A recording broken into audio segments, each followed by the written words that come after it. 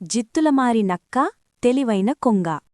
ఒకరోజు జిత్తులమారి నక్క తన ఇంటి వద్ద నిలబడి అప్పుడే ప్రవహిస్తున్న నది వద్ద ఉన్న కొంగను చూస్తుంది.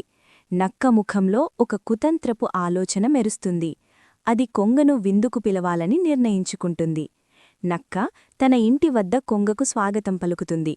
అది వెడల్పాటి పళ్లెంలో రుచికరమైన ఆహారాన్ని కొంగకు వడ్డిస్తుంది.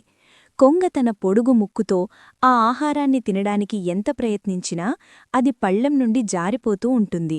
నక్క మాత్రం హాయిగా తినేస్తుంది. కొంగ ఆకలితో అవమానభారంతో ఇంటికి తిరిగి వెళుతుంది. నక్క చేసిన మోసానికి తగిన బుద్ధి చెప్పాలని నిర్ణయించుకుంటుంది.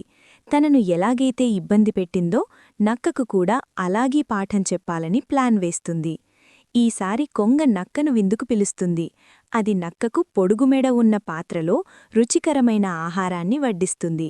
కొంగ తన పొడుగు ముక్కుతో సులువుగా తింటుంది. కాని నక్క ఆకలితో ఉన్న పాత్ర ముఖం చాలా ఇరుకుగా ఉండటంతో లోపలి ఆహారాన్ని అస్సలు అందుకోలేకపోతుంది. అప్పుడు నక్కకు తన తప్పు అర్థమవుతుంది. తను కొంగను ఎలా మోసం చేసిందో ఇప్పుడు తనకు కూడా అదే జరిగిందని గ్రహిస్తుంది. అది కొంగకు క్షమాపణ చెబుతుంది. కొంగ నక్కలు క్షమించడంతో ఆ రెండూ మళ్లీ మంచి స్నేహితులుగా మారిపోతాయి. నీతి: మనం ఇతరులకు ఏం చేస్తామో మనకు అదే తిరిగి వస్తుంది.